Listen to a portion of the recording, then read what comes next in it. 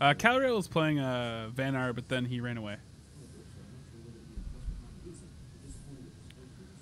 All right, welcome, ladies and gentlemen. I am Paddo. With me is Deceptical, and this is the grand finals, if you will, or the last round of DCT 6. Basics and commons only. 2 champions have risen through the ranks. JoyfulRogue, always there, but not quite ever taking gold. And then, of course, we have the illustrious Makjin, the god himself, making a run through this tournament.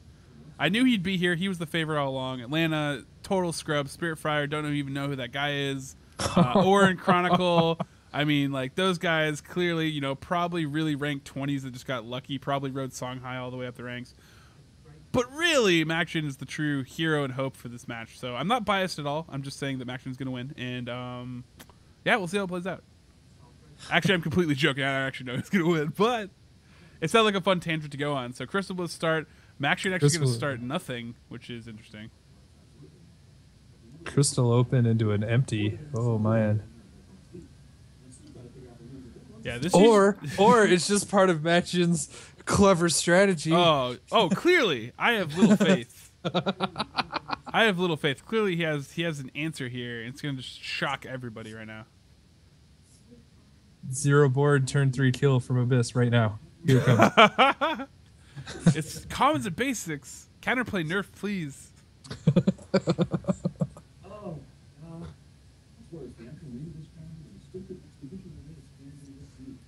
I have a feeling he likes none of his options right now. I'm just going to go on a limb here.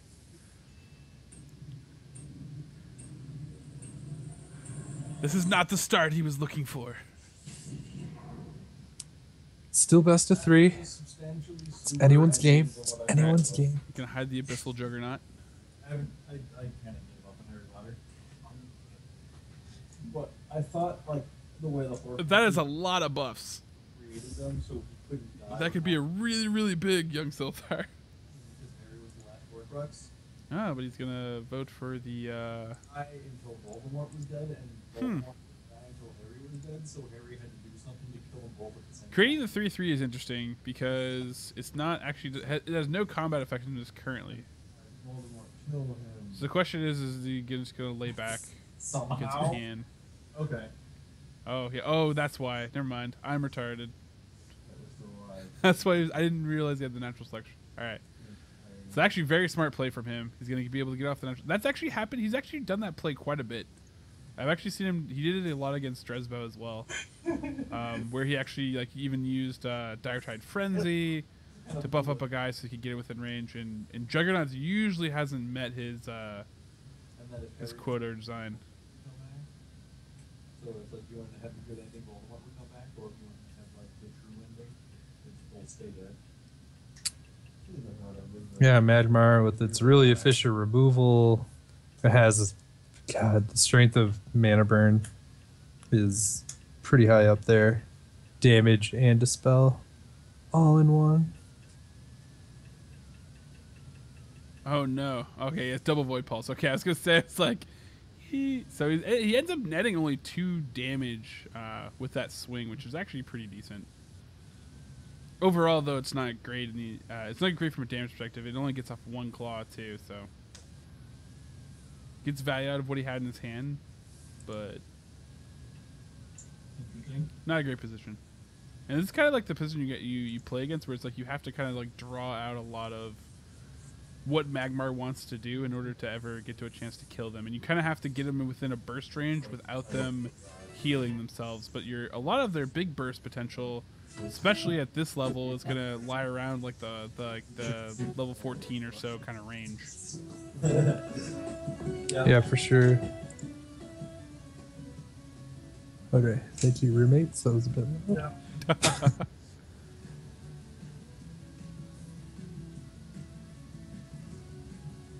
Alright, hides Grimrock, keeping him safe. Has his opponent down to 12. It's just a giant Crystallis. That's just funny how it was the most convenient target. Yeah, that crystal, that buffed crystal wisp has paid off. I still, to this day, I've said this in previous casts, like, anytime I see a Crystallis move, my brain just like breaks. It's just so weird to me. It's true, man. Like it doesn't seem like it should. It looks like I mean, because when you have like stuff like the obelisk that kind of has a similar shape that floats, like you're kind of like, oh, like yeah, it doesn't move. It's a gateway. Gateway for mana. Crystallis looks like it's leaking from the top. What if they made it so Crystal Wisp was like a gateway, but it just spawned mana spheres around it Whoa, that you could pick up. that would be intense. All right, well he's going for the damages. Now, just looking at the Crystallis at this moment, I want there to be a lava lamp Crystal Wisp alternate art. Alternate skin, go. Man. Yeah, that's a rough to spend 2 Night Sorrows to clear board in this scenario. But you know if you use one to its face, you just can all heal it back with a Earth Sphere, so what's the point?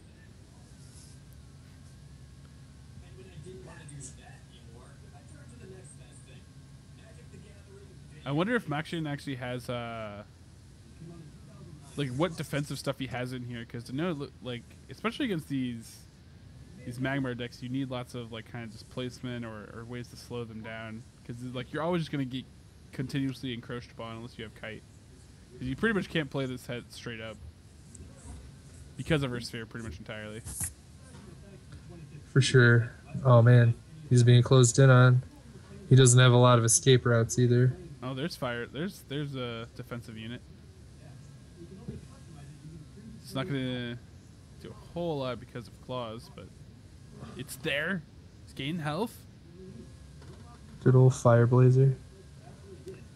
Used to be Hailstone Howler, and then everybody was like, "But he's a golem," and then eventually they were like, "Okay, fine." Now we have a 4/6 golem. Yay! Fun fact about Fire Blazer: if you used to hold your cursor over him in the collection screen, for some reason he like chews as part of his animation, and he would endlessly chew. Well, he wants to use his veggies, man.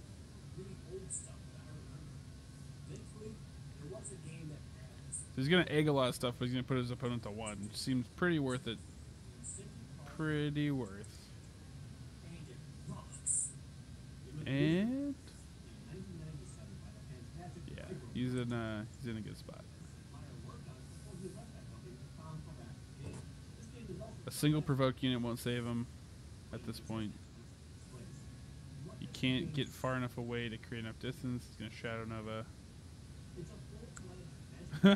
Is he gonna man mode his way out in these situations? I just like to punch him. He's like, I just want to pray. Can I pray? Bah! Yeah, I didn't have a good way out of that situation. So interesting to see if there's any deck tweaks that come in here to try to deal with this. It feels like it's a very hard matchup for most factions.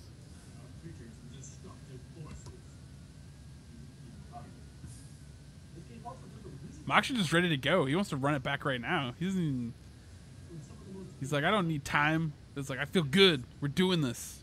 That's right. I'm the chosen one. Let's try this with like an opening play.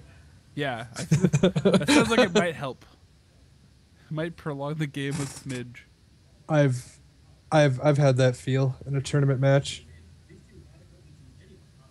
Or it's not even a feel; it's an event. I could be more descriptive.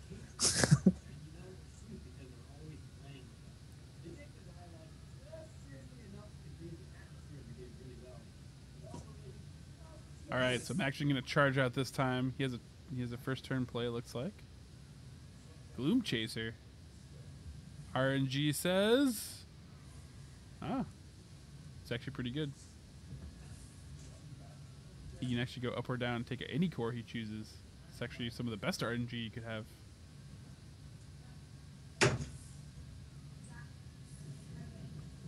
In that fan-made lore thread, Gloom Chaser has one of the best flavor text ideas. What's this flavor text idea? Umbrella wrote Oblivion Loves Company. Oh yeah, that one was good. Yeah.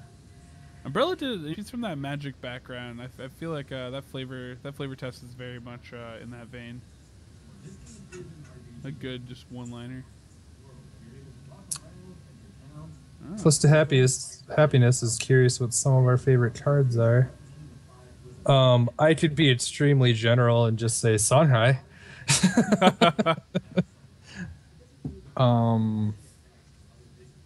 So funny enough, I've chosen not to like cards anymore or have favorites because every time I do, they're changed. Oh no! Yeah, that's right. So Lantern Fox was my original. That one's now it's still Lantern Fox, but it actually got taken away and became Jade Monk, and then came back as current Lantern Fox.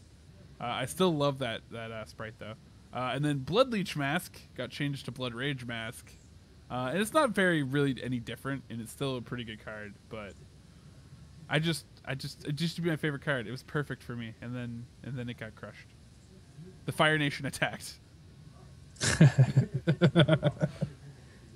Yeah, I always, I still believe I'm the one who coined Pumbaa, and he's gone through a lot of iterations, a lot of iterations since I started playing. And then Focus, I always say Inner Focus is the card that like everything like clicked for me in the design of Duelist and everything, matching cards to the field.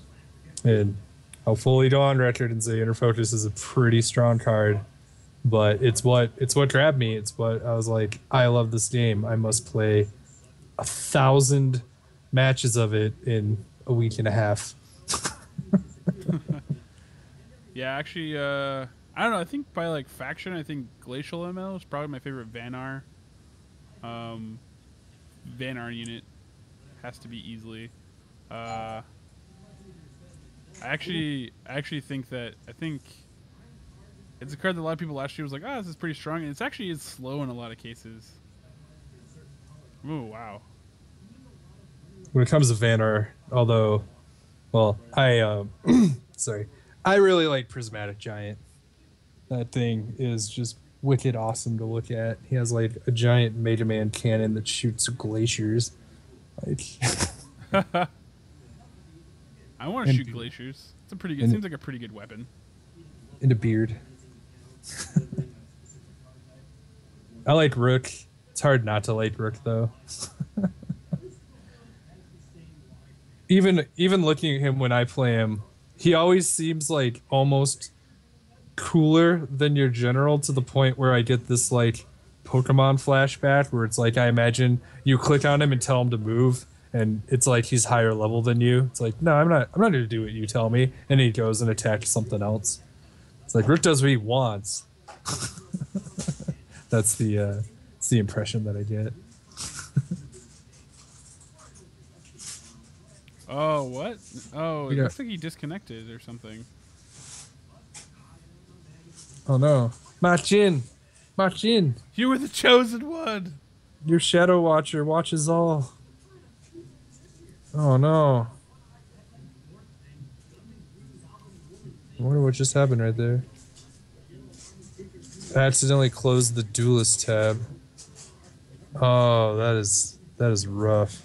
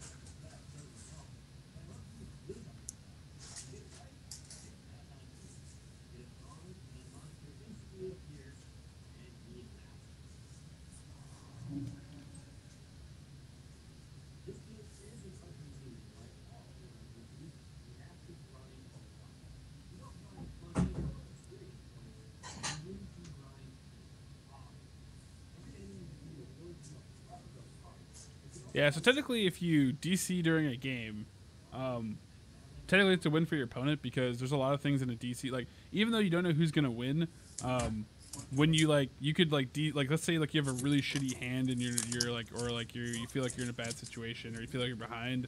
Especially if you start out, you could easily be doing that to like be like, oh, I want to regame. So ultimately, the rules say that like after like you've started and interacted, like game is a record. So if you DC and you lose, technically you lose. So if you're being serious, yeah. But if JoyfulRogue, wants to play it out, then he can play it out, and I think that's what he's gonna do, which is cool. And that's usually what I expect people to do. So looks like we're gonna run back game 2. It's really excellent of JoyfulRogue and Makjin. And I mean, like, in essence, always remember that this tournament is meant for fun. And now we get more matches. And yeah, for sure. Mad props to Joyful. Yeah, and I find that most players end up doing that, right? Like, like it's not worth it to not like get the win. I guess like legit in a lot of cases. So people are just like, yeah, I want to play. Also, if you're a streamer like he is, like it's more valuable to him to play out this game than to not, right? Definitely. I think really the only time there wasn't a rematch was me and Cubes with my extremely epic misclick. And that was on my, I mean, that was me.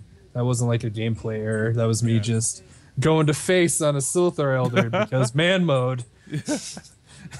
Next level. And I wasn't even saying that as like a counter example. It was just more like the only time I think there wasn't a refight, but there were good reasons, and and Cubes and I hashed it out, and he earned it. Yeah, so now we're gonna launch back into this, see if Makjin can bring it back. He has a crystal with start, which is much better for him. Compared to previous starts. Although his Gloom Chaser start last time was actually pretty good, I'm not gonna lie.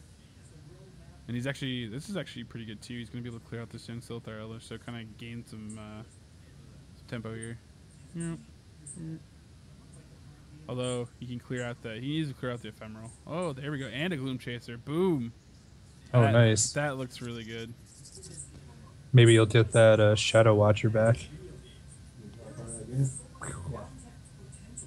Oh, and he doesn't have Rebirth. I was like, oh, he didn't get the age. Nope. I remember what game we're playing. Hey, it's all good. So Grimrock's gonna hide at the back with his deal with it glasses, which you can see his glowing eye through. That's how I like to view it. One thing that's really cool, if you guys haven't noticed, is the spell effects for Abyss that have like the cool faces on them, or Gloom Chaser. It's like the same maw, same teeth. Yeah. I keep forgetting which abilities are which, because like I want to say it's Shatter Soul Pact, but I think it's Curse of Agony now. I also like how Dark Trans is like an incubated Wraithling. All right, Makjin. He's definitely playing aggressively in this matchup, which I think he needs to do. I think he needs to make any small advantage he can take.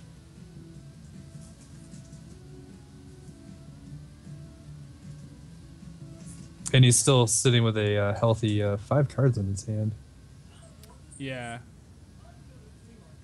Pretty solid hand. His other option was he Frostbane Nagas to get rid of all of them. But man, the Dark Trans, man. The Dark Transformation train is coming through.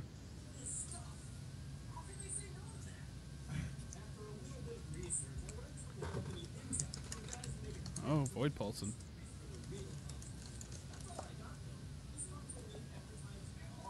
This is pretty good for Abyssian. Still, though, we're creeping up in the mana totals. He does have Earth Sphere. He's in a situation where the board doesn't look super deadly, and he knows there's not a lot of other cards that can kind of wreck him here. This question is how does he want to handle it?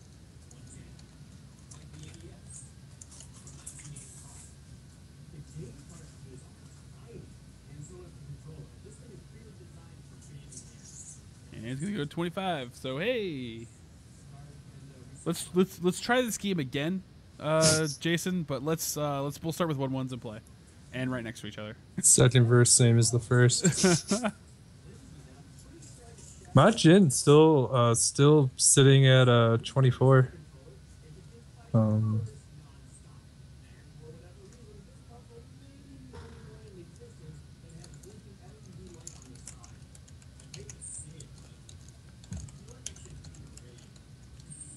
Oh, so many wraithlings. So many wraithlings. Nice.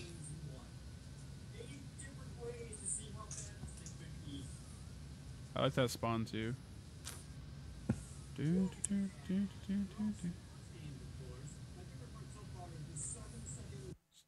Yeah, that buff to Shadow Watcher to be able to get bigger that much faster is so nice for that factory. Oh man, he has such a good turn. I mean, he can mana head up and then basically clear up most of those wraithlings and deal damage with Frostbone. Ooh. This is gonna be a painful turn.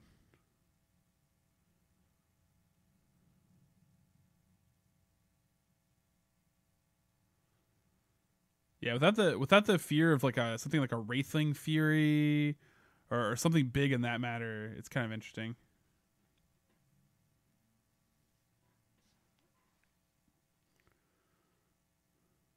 The Wraithlings aren't quite as scary as they normally would be. Shadow Dancer's still in play, I believe. Actually, unless its rarity got changed. Used to be a common. Actually, it might be a rare now.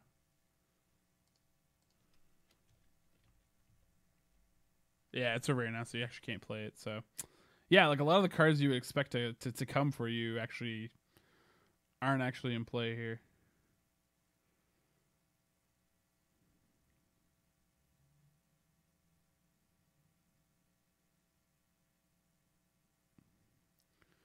All right, I'm actually playing the defensive game. Already used 2 Dark Trans. Just keep spawning dudes.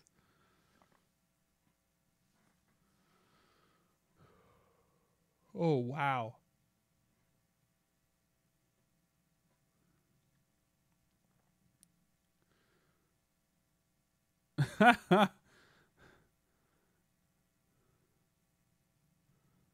Well,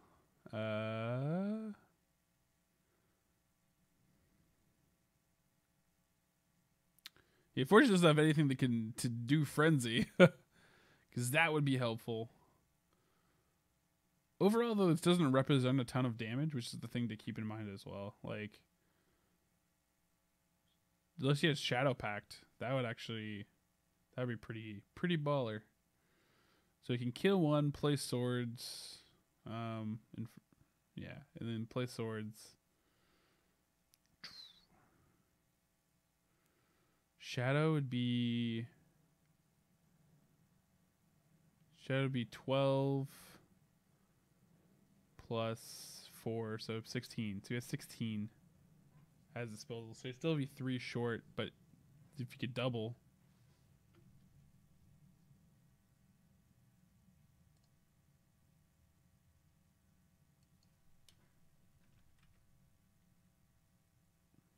Soul Shatter Pack, sorry.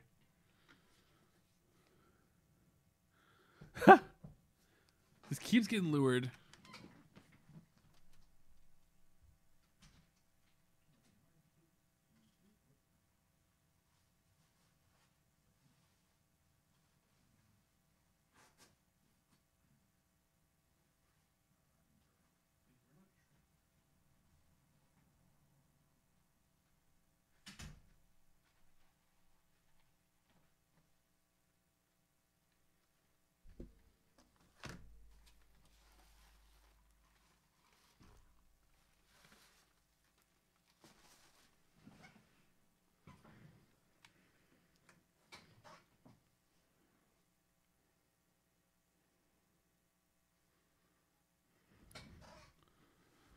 All right, so interesting turn here. So he has a bunch of stuff in the corner, wants to basically unlock his general, so that's what's happening right here. Is basically trying to clear out stuff as much as possible.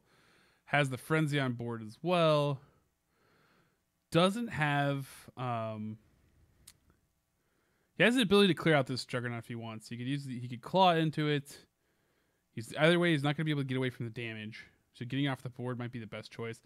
But that is going to put him into a big lethal range here, heading into this next hand. Makjin down to 3 cards though. He's lost a lot of his weenies. If he's not playing a Soul Shatter pack deck, then I don't know what else he's running to finish with. Because I thought that would be the turn where he basically busts out and he's like, hey, yo, like, you're going to take a lot of damage. Have Earth Sphere or don't.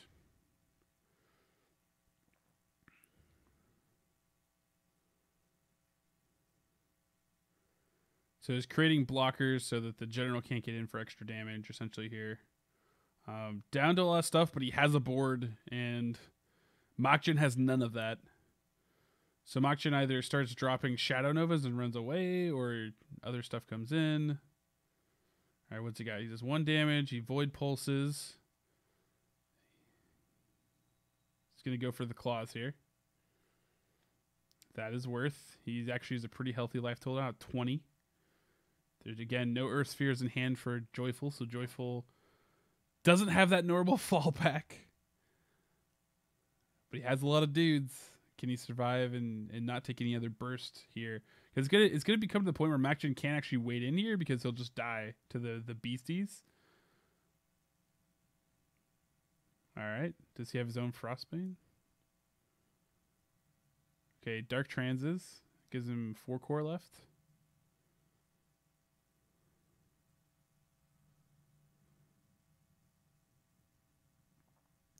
Demonic Lure. So much control. He has 1 card left. All right. So 3 cards in hand. A lot of potential for damage. Oh, he switches to the Earth Sphere. That's going to pretty much save him.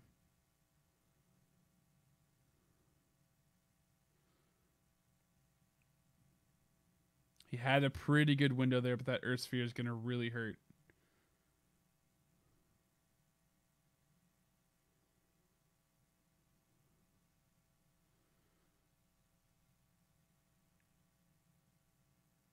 We see the close-ins start to happen here. Young Silther is also going to be pretty effective here as well. Bumping up to 17 for 15 is pretty dirty. Like, that's like a... He was at 8 health within total range. And on his 2 cards, too. He was on 2 cards, so he was basically going to have to struggle out the rest of the game. Now he doesn't have to at all.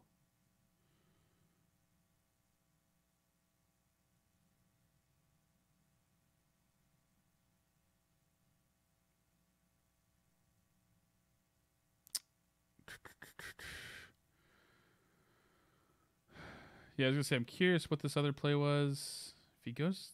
Where's he going with this?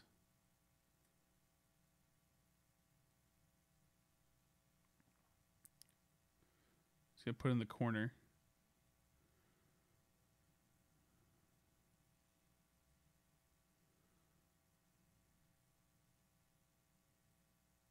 So he can't use it to get away. He's basically dug in, but he's not going to... I mean, he's not going to like this as it turns out, right? Like, Magmar can put himself down the corner and draw himself in, but I don't think JoyfulRogue is going to be that worried about that because his dudes are so big that he's like, he wants to come in on this. The only thing I can think of is that maybe Makjin actually has another Silhouette Tracer in hand. He's going to create more distance off of this. But I don't know what better distance he's going to create here. Piercing Mantis will have to die in this trade. But the question is, does he want the 2 damage? Where does he want the 2 damage on? Because you can try to put 4 on the Silhouette Tracer and put it down to a disrespectful or a non-effective situation, but instead he's going to take it and put the 2 damage on the general, which is perfectly fine. Sword's going to start running. Then big dudes are going to come out. Probably put, Elder there. Grimrock. That's interesting. I think you probably put Grimrock on the other side of the Abyss in general. Not that she has a good way to run away, but if she actually wants to walk, she has better blocking potential in her current setup. All right, so with 2 cards, What do you have? And also, you set up yourself pretty strong too for Shadow Nova play, but I don't think that's a big problem right now because it doesn't even matter. With no other Shadow Nova on the board, and I don't think there's any other creep play going to be able to come out of here. This is well played. Does he have lethal? Is there shadow packs?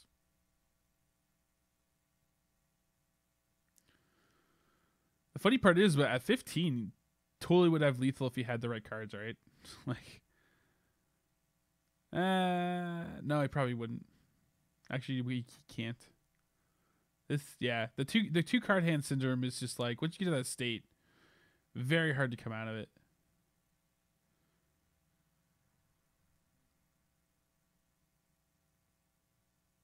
Interesting.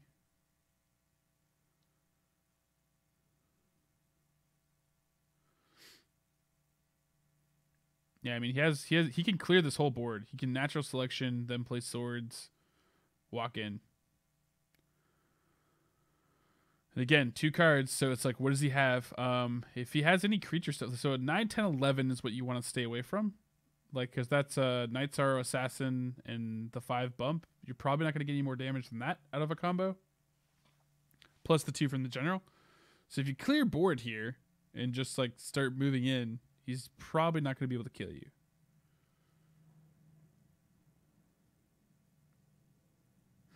Oh, wow. Why are you switching to... What is he going for? Is he trying to go... Was he trying to go for claws? I guess he wanted claws to win. I don't think he's in a scenario where he... I guess, you know, like you have a B budget. I guess go for a win versus go for... I feel like going for the safer play there, though, like, would have been a more for sure way to close this game out, in my opinion. But do what you gotta do. Young Silthar's not gonna be much worse. 6 damage. Dietide Frenzy. Doesn't have lethal. Gonna probably swap out Ephemeral potentially, depending on what it gets played in front of him. That other Silhouette Tracer wasn't used very well to create distance either, so... Void Pulse. And his second card is... This is like a Fire Blazer.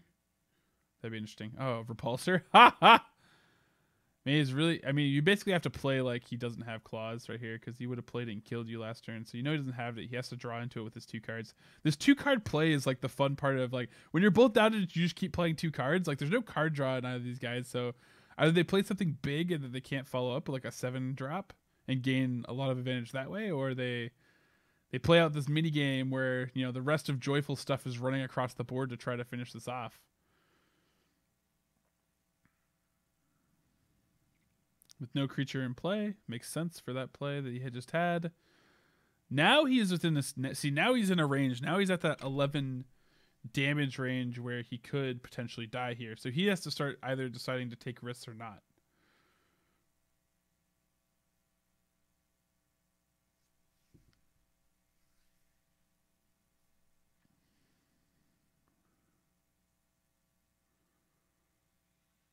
This is a very interesting game compared to what we got before. He knows he's probably not playing Shadow Nova, which is why he's stacking like this. And he's also hiding his Piercing Mantis.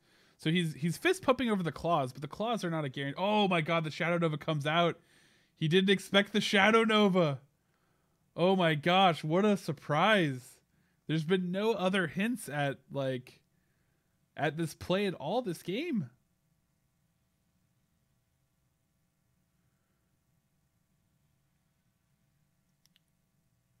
Interesting. No, that's weird. I figured he would move into the corner. You pretty much have to move into the corner there because if he just simply... Well, no, you don't have to. He doesn't have lethal. He can't put you down in natural selection. He can put him to 1. I figured you would have moved in the corner, though, so you wouldn't get clawed here. That's the problem. Like, he shouldn't have been able to get clawed here if he just would have backed into the corner, and he chose not to for some reason, which is weird to me. Because he can natural selection, walk up, claw, put him to 1. But then he goes to 5, which is a lot easier kill range. That puts him into Saber Spine. So it's like JoyfulRogue's like huge decision and pain right now is trying to bet the game.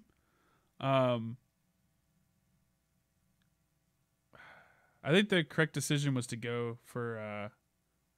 I think the correct decision was to go up and trade, because if he has another Shadow Nova, he's just dead. He just dies here. There it is. Boom. Would have mattered anyways, but this play doesn't let you potentially live either. So, GG, man. All right, we're gonna go to a game 3 of the finals.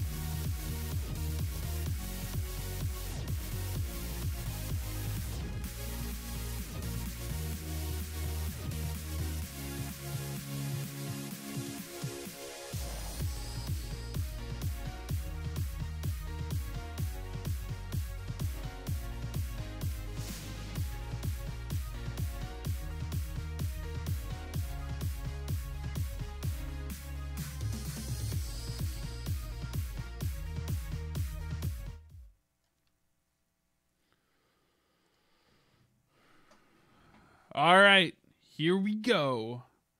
The final game.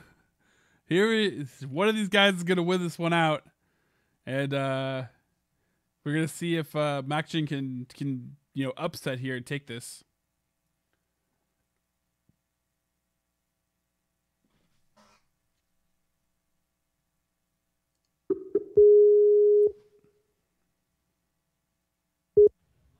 Sorry, man. I thought you muted yourself there for a second, so I wasn't sure what happened to you. Oh yeah, no, I heard the hang up sound effect and that was it, and I was like, okay. All right, well Strike this is the game, man. This is it. What are these guys gonna take it? All right. Oh man, these are like, man, this is a good open. This is like the best scenario to have a Frostbone Naga in the history of having Frostbone. Oh god. Like, this is the exact answer to this opening. Oh, wait, what? Oh, I guess he wanted damage on the general over clearing this out because he doesn't have to worry about Wraithing Fury or other stuff, so. Okay. It's clear board versus 2 damage on a general. I don't know if it's worth it, but he's decided it is. It's his game. Yeah. It's normally an awful thing. Alright, so he's going to clear Frostbone and Naga off the board. It's another reason to clear, but it gets 3 damage extra on. Now these guys have hands again, because last game it was is literally like the attrition battle of down to 2 cards each, and then literally Makjin just sending every card away from him until he could double Shadow Nova. Oh man. That was a crazy game. It was. This has been a really, really solid final round and tournament. Yeah, there's been some really good games in here. Makjin playing my roommate's cat again. Oh yeah. Brawler. Your roommate's cat is the good luck charm. And hey, this is Abyssal Juggernaut that actually gets to live.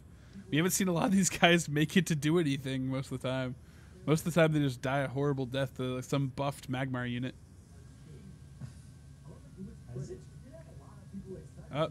This demonic lure repulsor beast. I love this play, and I was expecting to see a lot more of it from Abyssians earlier, but we didn't see quite enough of it. Oh, shadow reflected Abyssal Juggernaut. Whoa. It's coming for you. Makjin out for blood. That's a big dude. It's it's the finals, man. Joyful has a lot of answers to this, though, so he's not too worried about the A4. But the other thing, too, I think a lot of people... Because Shadow Reflection is often so used on, Shadow Dancers and, other units that just die at the end of the turn that people don't realize, how good it is on, ranged units or stuff that lives, because you get to keep the 5 damage as a buff. And so it could actually be really strong. We saw Atlanta in one of the games when he was playing against Magmar last tournament, where he played double on, on like just a random 1/2 range unit, and then just had 11 damage per turn unless you could deal with it, which is pretty strong. Pretty strong.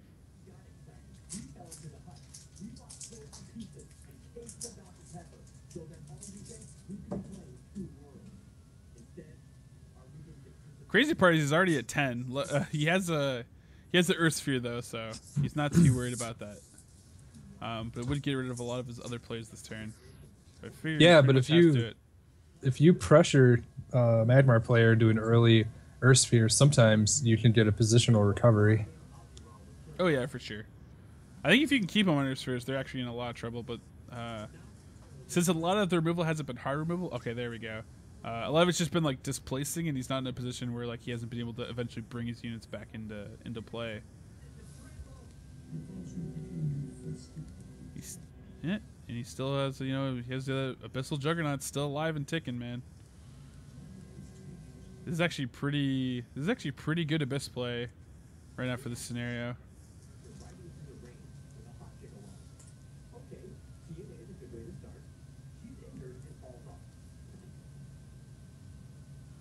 I was like, draw claw, look at opponent's health. That's like, can I kill them? Ah, no, I can't. How hard can I chunk them?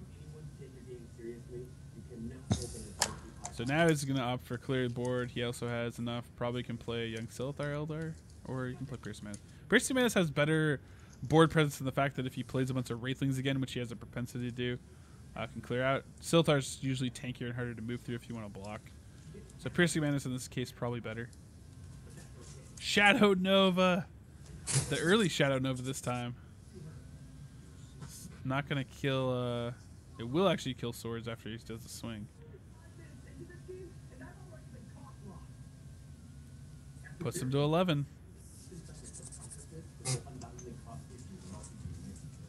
He can move up in claws, put him to 5, but I don't know if he wants to do that. And only leave him 1 durability on the claw too, or actually leave him 2 durability. But oh, another Earth Sphere. How convenient! I happen to have 8 core.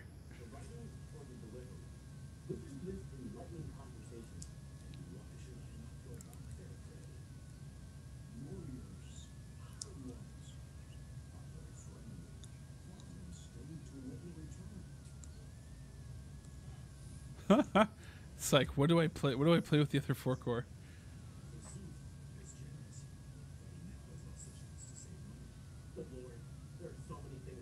Because you're basically gambling on his hand, right? He has 5 cards. It's like, does he have another Dark Trance? Does he have another Lasso? Should I put damage on him now with claws, or should I play out the the Veteran Silithar? Should I play or should I like clear a creep tile and play a Young Silithar and control his movement a little bit more? Like, actually difficult situation here. Like, what do you really want to do? Because he has so many options, but it looks like he's going to go for damage. I don't blame him.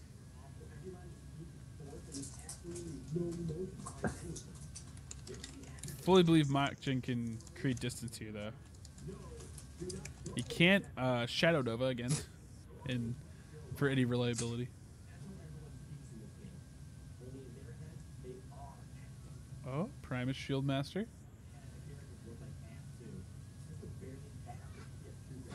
Another Primus Shield Master.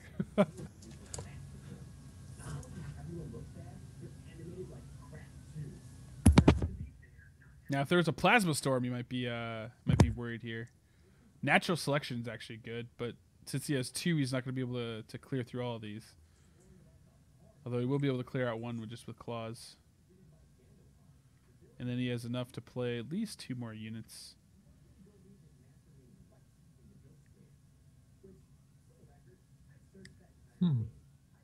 Yeah, he can natural. Oh, never mind. Yeah, he can just win because he's good. Well played. Yeah, he has the silence there, or dispel. Walks forward. Boom. There you go. He has it. All right. Excellent match, guys. Good set. Yeah. Bravo to Joyful playing this out and giving us a thrilling, 3-match final round. Why is he causing so much stress on his opponent right now? He's like, I'm just gonna hover over you until I have to slap you. I kind of like lightning falls around him, like as he gets hit by that. Like, Makjin, no. You were the Frick chosen share. one.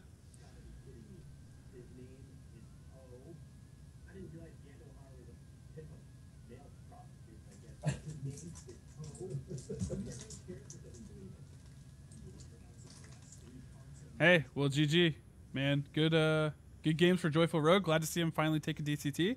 It was a fun tournament, so thanks everybody for hanging out on stream, hanging out with us, dealing with some of the difficulties and here and there, and yeah. Tune back in when we have another week, another tournament.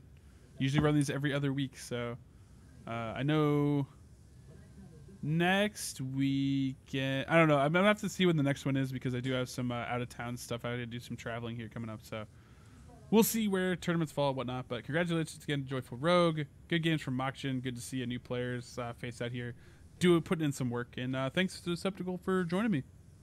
Yeah, it's always fun. Looking forward to doing more. Alrighty, well.